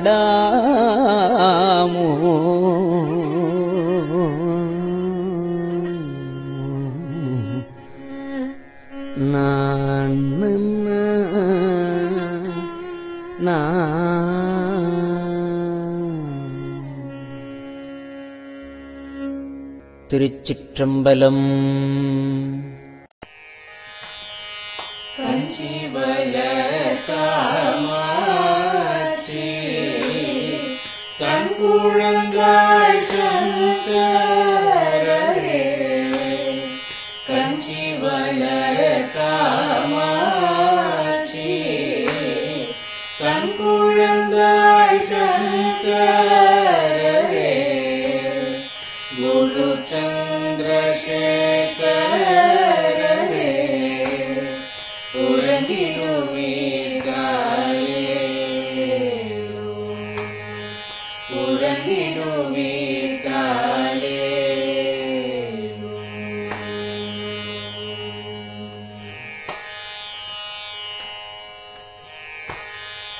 ஆதிகுரு சங்கரராய்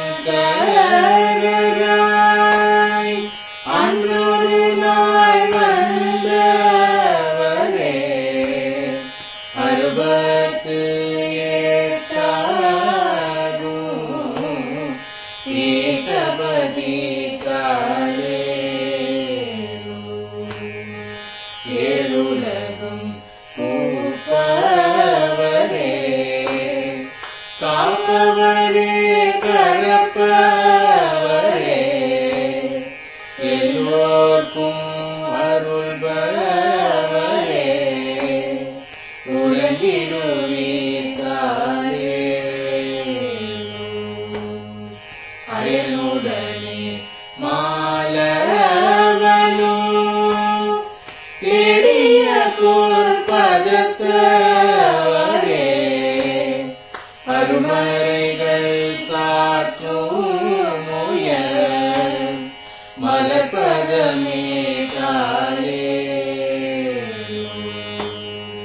முக்தி நிலை எய்திடவே சக்தி தரும் சத்குருவே. முக்தி நிலை எய்திடவே சக்தி தரும் சத்குருவே. நித்தமெங்கள் நாவீசையில்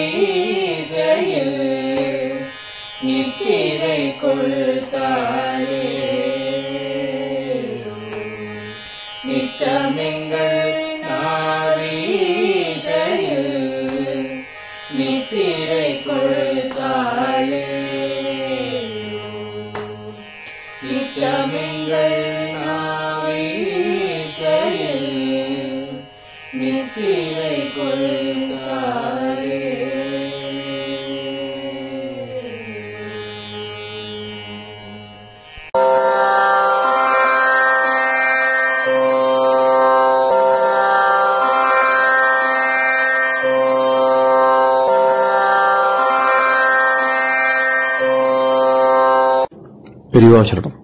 பெரியவா வானொலியின் மாலை நிகழ்ச்சிகள் இத்துடன் நிறைவடைகின்றன. எமது அடுத்த ஒளிபரப்பு நாளை காலை இந்திய நேரப்படி 6 மணிக்கு துவங்கும். பெரியவாசரணம்.